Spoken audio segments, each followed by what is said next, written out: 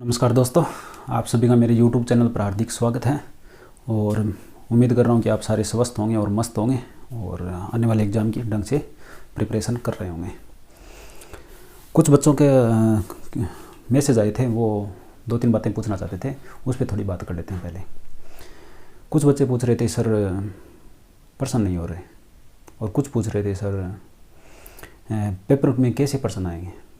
तो भाई पेपर में तो बनाने बैठे होगा नहीं, तो जो मैं बता दूंगा कि ऐसे प्रश्न आएंगे, ये प्रश्न आएगा, ये प्रश्न आएगा, तो फिर आप माथापच्ची क्यों कर रहे हो? मैं आपको सारा पेपर ही दे दूं। फिर इससे ये जाहिर होता है कि आपने पहला वीडियो अभी तक देखा ही नहीं है। पहले वीडियो के अंदर मैंने आपको ये बताया था कि लास्ट ईयर का क्वेश्चन पेपर करो, आपको इस प्रकार के क्वेश्चन के आपके दिमाग में इस प्रकार के क्वेश्चन नहीं आएंगे।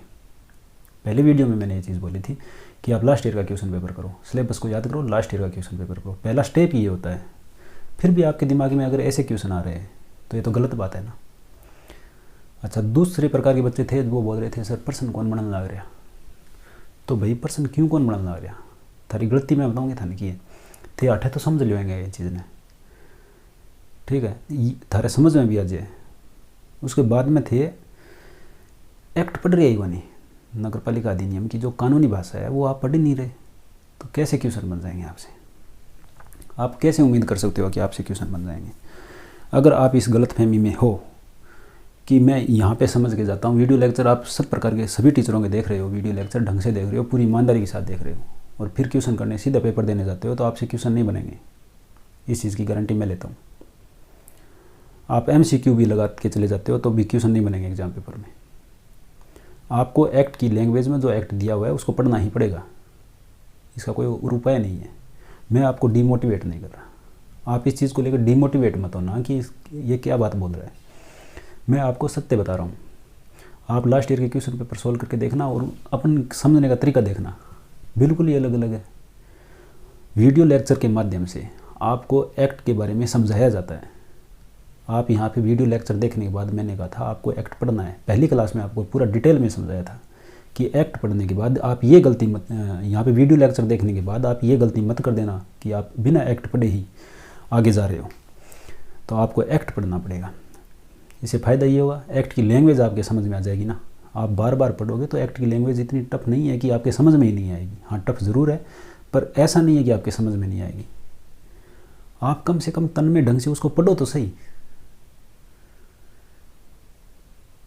तो बिल्कुल समझ में आ जाएगी। इसलिए आप सबसे मैं ये उम्मीद कर रहा हूँ कि आप वीडियो लेक्चर देखने के बाद, मान लो आज अपन 16 से लेकर 20 धाराएँ पढ़ेंगे, तो आप सबसे मैं ये उम्मीद कर रहा हूँ कि आप 16 से 20 का एक्ट के अंदर जो लैंग्वेज दी है वो भी पढ़ोगे। आप लास्ट ईयर का क्वेश्चन पेपर करके देख रहे हो, उसके बाद भी एक्ट नहीं पढ़ रहे हो, तो आप बहुत बड़ा रिस्क ले रहे हो। आप मेहनत भी कर रहे हो और उसका रिजल्ट भी नहीं मिलेगा आपको। तो आप जो मेहनत कर रहे हो सही डायरेक्शन में करो। आप सबसे मेरी रिक्वेस्ट है कि आप डायरेक्शन में ही रह के पढ़ाई करो तो फ़ायदा होगा, वरना लास्ट जो एम अपना है सिलेक्शन का वो पूरा नहीं हो पाएगा। तो 40 क्वेश्चन इस बार आएंगे, तो लैंग्वेज से क्वेश्चन आने कन्फर्म है। लास्ट ईयर भी आप देख सकते हो 10-12 क्वेश्चन 2009 के अधिनियम से बने हुए हैं, उनमें कितनी टफ लैंग्वेज दी हुई है। तो आप ये सोच सकते हो ना कि जो यहाँ पे अपन पढ़ रहे हैं इस नॉर्मल लैंग्वेज में पढ़ रहे हैं अपन, इसलिए पढ़ रहे हैं ताकि आपके एक्ट की लैंग्वेज समझ में आ जाए। इसलिए मैं आपसे सबसे ये ही आपको एडवाइस दे रहा हूँ कि आप सब लोग उस एक्ट की भाषा को ज़रूर पढ़ें, उसकी कानूनी जो लैंग्वेज है उसको ज़रूर पढ़ें। आप उसको 2 या 3 बार पढ़ लोगे तो उससे रूबरू हो जाओगे, तो एग्ज़ाम में जो क्वेश्चन पेपर में जो क्वेश्चन आएगा उसको देख के आप घबराओगे नहीं, और आपके दिमाग में तुरंत क्लिक हो जाएगा कि सामने वाला पूछना क्या चाह रहा है। वरना आपको ये भी पता नहीं चलेगा सामने वाला पूछ क्या रहा है। आप कितने शॉर्ट नोट्स वगैरह पढ़ लेना, किसी के सिंपल नोट्स पढ़ लेना, कोई फ़ायदा नहीं होगा उस चीज़ का जब तक आप खुद के नोट्स नहीं बनाते। एक्ट्स में से पढ़कर एक्ट की लैंग्वेज पढ़ो, और एक्ट की लैंग्वेज से रिलेटेड आपके शॉर्ट नोट होने चाहिए। ठीक है, अभी दोनों प्रकार के बच्चों को जवाब मिल गया होगा। और तीसरी बात थे, सारा जना मतलब व्यू तो आवे, सब्सक्राइब क्यों कौन करो भाई, चैनल ने सब्सक्राइब करो ताकि क्या है मोटिवेशन मिले इन चीज़ों। और विभिन्न पर ये सारे जो तथ्य लाए जाते हैं, इन्हें बिनु जोड़ तोड़ के लाए जाते हैं, आपको समझाने का तरीका खोजा जाता है कि कैसे समझाएंगे। उस चीज़ में मेहनत तो लगती है, उसके लिए चाहिए होती है ऊर्जा। आप जितना ज़्यादा सब्सक्राइब करोगे उतनी ज़्यादा ऊर्जा मिलेगी। मैंने ये स्टार्टिंग में बोला था आपको कि डिजिटल प्लेटफॉर्म पर आज अपनी पहली क्लास थी। तो आप ठीक है, आप लोगों ने सब्सक्राइब वगैरह किया है, ऐसी बात नहीं है, कुछ सभी ने नहीं किया, पर मैक्सिमम जो व्यू आ रहे हैं उसके बाद में सब्सक्राइब करे बिना ही जा रहे हैं चैनल को। तो इसमें मतलब फिर बात है कि ऊर्जा की कमी रह जाए, फिर थाना भी पढ़ने में मज़ा को नहीं आऊगा। तो ठीक है, तो थारू सारू उम्मीद है कि ये चीज़ की गौर करोगा, बार बार वीडियो में आके अच्छा को लगा। ठीक है, अब आप धारा 16 से स्टार्ट करते हैं। धारा 15 तक क्या पढ़ा था, 11 से लेकर 15 तक क्या पढ़ा था।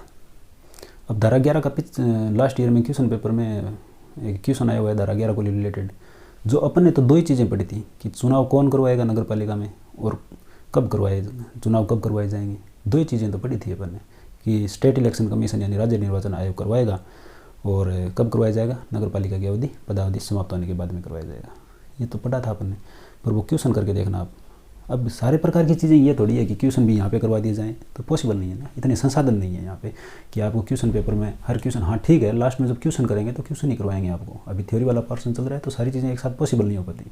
तो आप उस क्वेश्चन को करके देखना, उसकी लैंग्वेज कितनी अलग है। आपने एक्ट पढ़ा है ना 2-3 बार, तब भी आपको समझ में आएगा कि वो पूछ क्या रहा है। उसमें वार्ड दिया हुआ है, वहाँ पे निर्वाचित सदस्य वगैरह दे देता, उम्मीदवार वगैरह दे देता, तो हर बच्चे के समझ में आ जाता। आप वो क्वेश्चन करके देखना।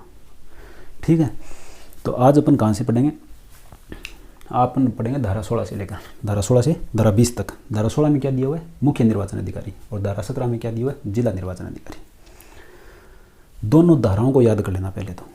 इसमें तो ज़्यादा नीचे वाला मैटर इतना ज़्यादा इंपॉर्टेंट है नहीं, आपको पहले दोनों धाराएं याद करनी है कि धारा 16 मुख्य निर्वाचन अधिकारी से संबंधित है और धारा 17 जो है जिला निर्वाचन अधिकारी से संबंधित है।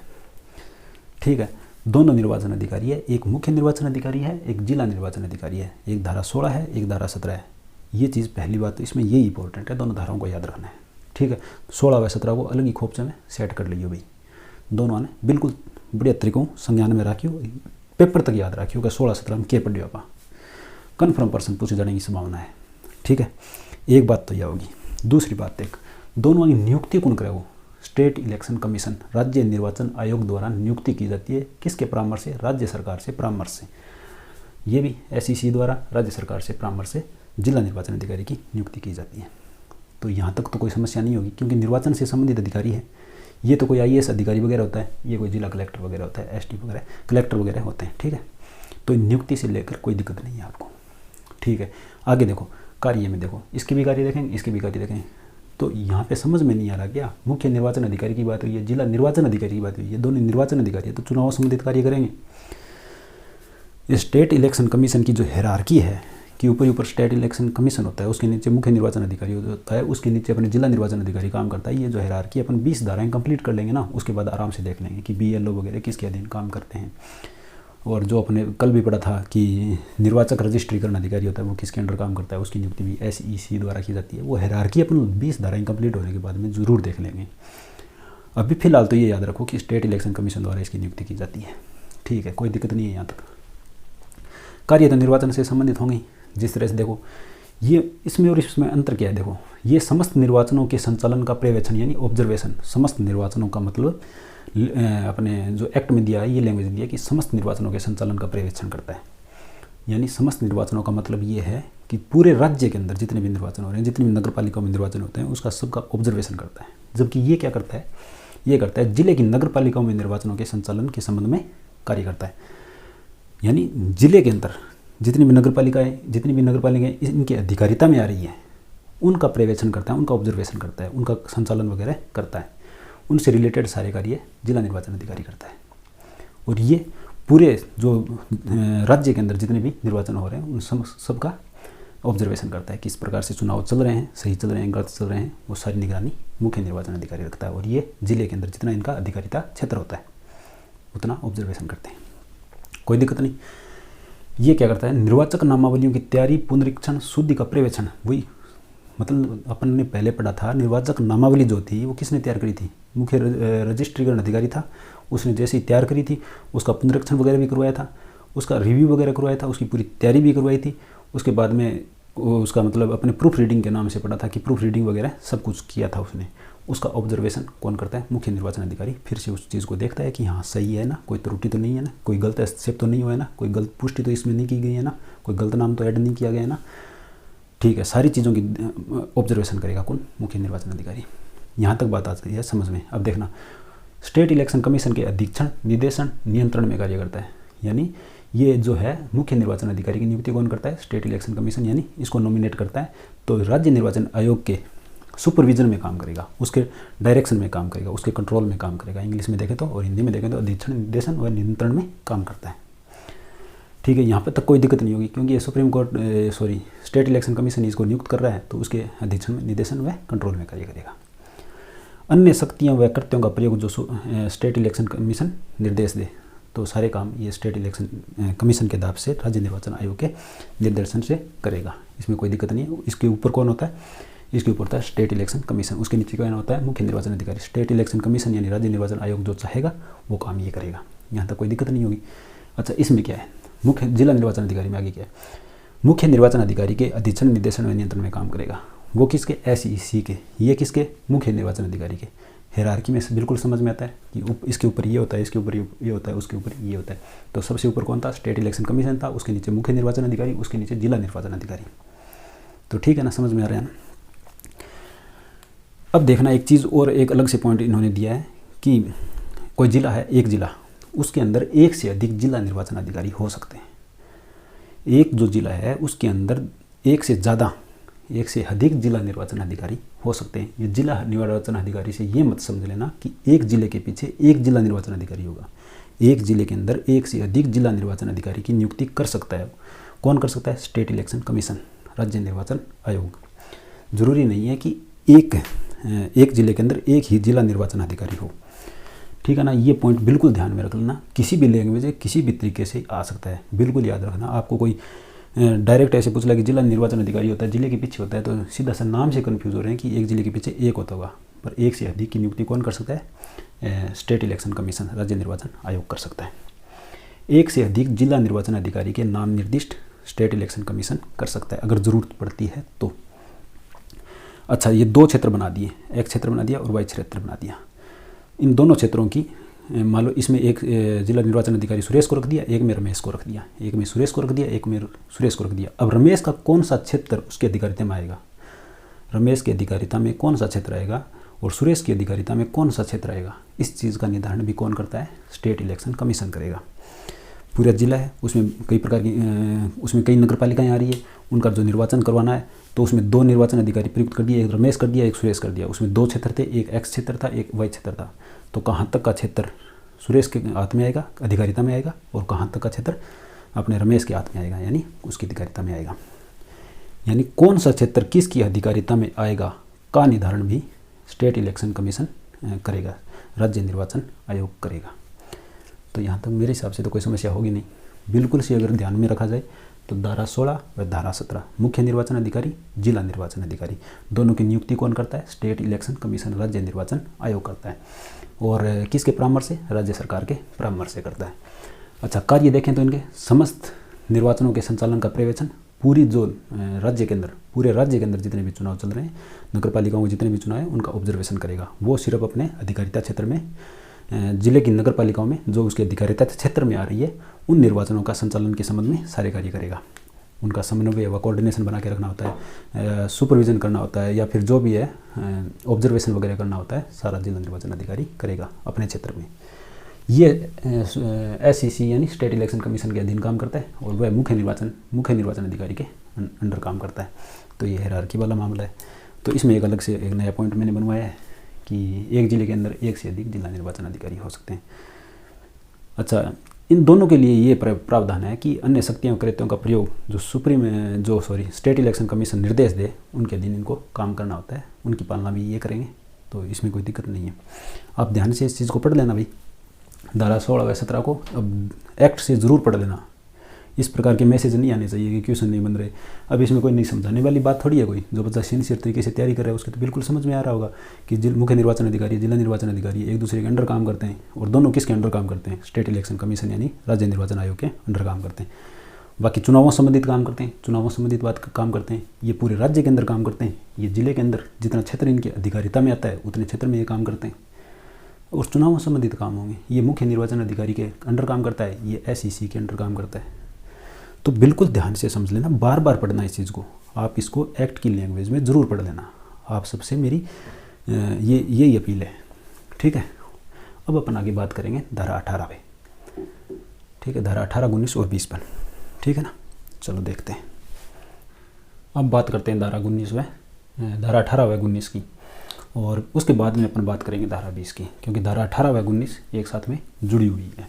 धारा 18 व 19 एक दूसरे से जुड़ी हुई है, इसलिए दोनों की साथ में बात की जाएगी। धारा 20 की अपन अलग से बात कर लेंगे। तो इसमें कोई ज़्यादा मुश्किल वाली बात नहीं है, ध्यान से समझना कि धारा 18 में लिखा हुआ है कि कर्मचारी बंद उपलब्ध करवाना किसको, स्टेट इलेक्शन कमीशन को, यानी राज्य निर्वाचन आयोग को। कर्मचारी वगैरह चाहिए चुनाव करवाने के लिए, उनको कर्मचारियों की ज़रूरत होगी। वो कर्मचारी कहाँ से आएंगे, ठीक है ना, वो कर्मचारी कहाँ से उपलब्ध होंगे, तो वो किसके द्वारा तो उपलब्ध करवाए जाएंगे और किसको उपलब्ध करवाए जाएंगे, दो बात अपन कर लेते हैं। अच्छा, ये कर्मचारी जो वृंद है, मतलब स्टाफ जो है, वो मुख्य निर्वाचन अधिकारी द्वारा अपेक्षित करने पर, यानी मुख्य निर्वाचन अधिकारी ये बताएगा कि हमको यहाँ पर इतना स्टाफ चाहिए, इस बूथ पे हमको इतना स्टाफ चाहिए, यहाँ पे हमको ये आदमी चाहिए, ठीक है। तो ये जो है कहेगा, तो राज्य सरकार क्या करेगी, जो राज्य सरकार मतलब कि राज्य सरकार के अधीन जो काम करते हैं, कोई भी संस्था है राज्य सरकार की, उसके अधीन कोई काम करता है, यानी राज्य सरकार द्वारा या तो वह अंशतः या पूर्ण रूप से वित्त पोषित है। वित्त पोषित का मतलब है तनख्वाह वगैरह ले रहा है राज्य सरकार से। ऐसे कर्मचारियों को राज्य निर्वाचन आयोग को क्या करेगी, उपलब्ध करवाया जाएगा, ताकि चुनावों का संचालन सही ढंग से हो सके, चुनाव वाला काम पूरा किया जा सके। तो बात यह है कि स्टाफ वगैरह उपलब्ध करवाना है राज्य निर्वाचन आयोग को, और क्यों करवाना है, चुनाव वगैरह का काम सही तरीके से संपन्न हो सके। तो इसको ज़्यादा डिटेल में समझने की कोई ज़रूरत नहीं है। निर्वाचक रजिस्ट्रीकरण अधिकारी व रिटर्निंग ऑफिसर को ये स्टाफ चाहिए होता है। अब निर्वाचक रजिस्ट्रीकरण अधिकारी जो होता है, अपने निर्वाचक नामावली जो तैयार करता है, उसको अपने स्टार्टिंग में पढ़ लिया था कि निर्वाचक रजिस्ट्रीकरण अधिकारी को स्टाफ वगैरह चाहिए होता है, तो जिसको ठीक समझे वो नियोजित कर सकता है, या स्टेट इलेक्शन कमीशन उनके लिए सहायक निर्वाचक रजिस्ट्रीकरण अधिकारी नियुक्त करता है। ये अपने पहले पढ़ा था, ठीक है। तो इसमें कोई समझने वाली बड़ी मुश्किल बात है नहीं। तो देख लो इसमें क्या रह गया। अब अच्छा, धारा 19, जितने भी कर्मचारी उपलब्ध करवाए जाएंगे वो अपने धारा 19 के तहत अपने स्टेट इलेक्शन कमीशन राज्य निर्वाचन आयोग में प्रतिनियुक्ति के तौर पर समझा जाएगा उनको, यानी डेपुटेशन के तौर पे समझा जाएगा। यानी कोई टीचर वैसे काम तो पढ़ाने का करता है, वो पोलिंग बूथ पे उसकी अगर ड्यूटी वगैरह आ रही है तो वो किस में काम कर रहा है, SEC में प्रतिनियुक्ति के रूप में काम कर रहा है, यानी डेपुटेशन के तौर पर काम कर रहा है। तो इसमें कोई बड़ी मुश्किल बात नहीं है। यही जो स्टाफ है, यह जो स्टाफ है SEC में प्रतिनियुक्ति के तौर पर समझा जाएगा। तो धारा 18 में तो दो बात याद रखनी है, किसके द्वारा उपलब्ध करवाया जाएगा, राज्य सरकार के द्वारा, या फिर राज्य सरकार के द्वारा कराया जाएगा जो भी उनकी राज्य सरकार से जुड़ी संस्थाओं में काम करता है, जो अध्यापक हुआ है या फिर कोई अन्य समिति वगैरह में काम करता है, जो कर्मचारी है, उनको चुनाव में उनकी ड्यूटी लगेगी। सीधी सीधी बात ये है। अच्छा, निर्वाचक रजिस्ट्रीकरण अधिकारी व अन्य रिटर्निंग ऑफिसर, यानी रिटर्निंग ऑफिसर का मतलब निर्वाचन अधिकारी ही होता है, तो उनको ये स्टाफ उपलब्ध करवाया जाएगा। तो ये धारा 18 व धारा 19 है। धारा 18 व 19 में कोई लंबी चौड़ी बात नहीं है, स्टाफ की बात हुई है, याद रख लेना। उसके बाद में धारा 20 है। भाई निर्वाचक नामावली को तैयार करवा रहे हैं, चुनाव वगैरह हो रहे हैं, उसमें अगर किसी ने कोई गड़बड़ कर दी, कोई अधिकारी है उसने अपने पद का इस्तेमाल करते हुए अपने कर्तव्य का कोई भंग कर दिया उसने, यानी कोई गलती कर दी, तो उसके दौरान उसने मतलब उसको दोषी पाया गया तो उसके लिए सज़ा का प्रावधान है। क्या लिखा हुआ है कि निर्वाचक नामावली की तैयारी क्या, चुनाव के दौरान किसी भी चीज़ की गड़बड़ में किसी अधिकारी द्वारा पदीय कर्तव्य का भंग करने पर, पदीय कर्तव्य भंग करने पर सज़ा का प्रावधान है। अच्छा, वो सज़ा है क्या, ये इंपॉर्टेंट बात है कि अगर वो ऐसा करता हुआ पाया जाता है तो उसके लिए सज़ा का प्रावधान है। वो सज़ा है क्या, यहाँ से क्वेश्चन पक्का बनेगा, ध्यान में रखना। उसके लिए कारावास 3 माह से 1 वर्ष तक का हो सकता है। मिनिमम 3 माह तो होंगे ही होंगे, या फिर 1 वर्ष का कारावास हो सकता है। जुर्माना मिनिमम तो 1000 रुपये होगा ही, मैक्सिमम 2000 रुपये होगा। तो 1000 से 2000 रुपये तक का जुर्माना और कारावास 3 माह से 1 वर्ष तक का कारावास हो सकता है। अथवा, अच्छा इसमें लिखा है ना, अथवा दोनों, ये दोनों भी हो सकते हैं, अथवा दोनों। तो ध्यान रखना भाई, ये इसमें सज़ा का प्रावधान है। याद रखना, लास्ट ईयर के जो क्वेश्चन पेपर है उसमें एक क्वेश्चन आया हुआ है कि कारावास कितने माह का मिनिमम हो सकता है, 3 माह का कारावास उनको हो सकता है। तो ये सज़ा क्या है उसका प्रावधान पक्का याद रखना। अच्छा, इनके लिए सज़ा का प्रावधान होगा तो मतलब इसकी मतलब ये जो वाद होगा वो न्यायालय के समक्ष पेश किया जाएगा, यानी इसकी शिकायत जो है न्यायालय में करनी पड़ेगी। अच्छा, वो शिकायत करेगा कौन? वो शिकायत करेगा स्टेट इलेक्शन कमीशन यानी राज्य निर्वाचन आयोग, या मुख्य निर्वाचन अधिकारी जो धारा 16 में पढ़ा था, जिला निर्वाचन अधिकारी जो धारा 17 में पढ़ा था, या इनके द्वारा कोई प्राधिकार है मतलब कोई अथॉरिटी है जो इनके अधीन काम करती है और इनके कहने पर शिकायत करती है। तो 3 जनों को याद रखना है, स्टेट इलेक्शन कमीशन, मुख्य निर्वाचन अधिकारी, जिला निर्वाचन अधिकारी। इनके द्वारा शिकायत करने पर ही सक्षम न्यायालय इस मामले को संज्ञान में लेगा। और संज्ञान में लेने के बाद जो अगर ये सच में कर्तव्य भंग में लिप्त पाए जाते हैं तो इनके लिए इस सज़ा का प्रावधान है। तो धारा 20 में सज़ा के बारे में बात हुई है और 18-19 में स्टाफ के बारे में बात हुई है। तो 18-19 को याद रख लेना, स्टाफ और सज़ा 18-19-20 स्टाफ और सज़ा। तो दोनों को याद रख लेना। स्टाफ कौन उपलब्ध करवाएगा? राज्य सरकार वगैरह उपलब्ध करवाएगी। किसको उपलब्ध कराएगी? स्टेट इलेक्शन कमीशन को। उसी के प्रतिनियुक्ति के तौर पर उनको समझा जाएगा। ये स्टेट इलेक्शन कमीशन के ही तो अधिकारी हैं, ठीक है ना। तो ये बात यहाँ तक समझ में आती है। अब एक चीज़ और देख लेना इसमें अपन कि ये चीज़ ध्यान में रखना कि सबसे ऊपर जो काम करता है ना स्टेट इलेक्शन कमीशन करता है। सबसे ऊपर कौन होता है? State election commission. उसमें कौन होता है? स्टेट इलेक्शन कमीशन का निर्वाचन आयुक्त होता है। कौन? मुख्य निर्वाचन आयुक्त। निर्वाचन आयुक्त जो होता है ना वो होता है सबसे ऊपर निर्वाचन आयुक्त। उसके नीचे मुख्य निर्वाचन अधिकारी।